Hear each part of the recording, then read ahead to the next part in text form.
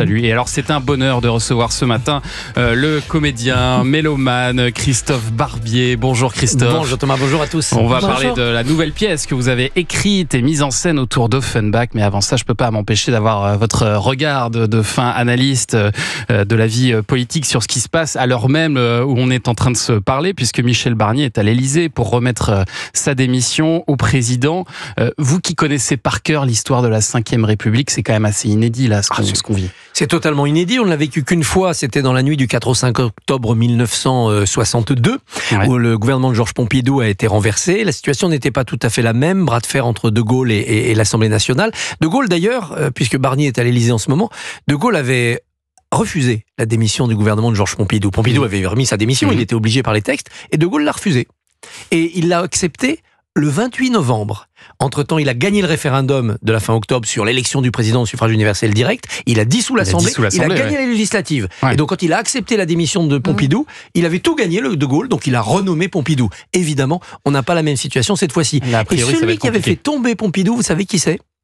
Il avait pris la parole à l'Assemblée, il avait dressé les parlementaires contre Pompidou, c'était Paul Reynaud. Paul Reynaud, les Français l'ont oublié, c'est le dernier président du Conseil de la Troisième République. C'est celui qui, le 16 juin 1940, démissionne et passe le pouvoir au maréchal Pétain.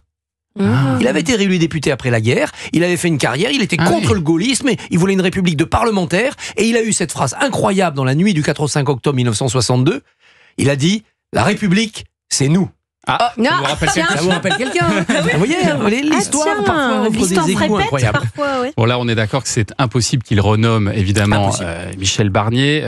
Il ne peut pas non plus dissoudre le président de la République. Qu'est-ce qu'il peut faire ?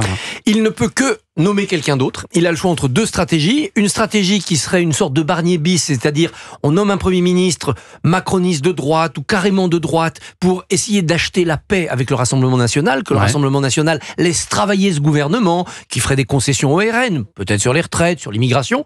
Ou bien Macron change de pied, il dit on va tenter une expérience avec les centristes, la Macronie et la gauche, puisque les socialistes, certains socialistes, ont l'air de vouloir s'arracher à LFI pour constituer un autre bloc. Il a le choix entre ces deux stratégies. La seconde ne me paraît pas mûre aujourd'hui, parce que les socialistes, ils ont beau dire on peut faire autre chose qu'être avec LFI, ils ne cessent de se rallier, de se soumettre aux insoumis.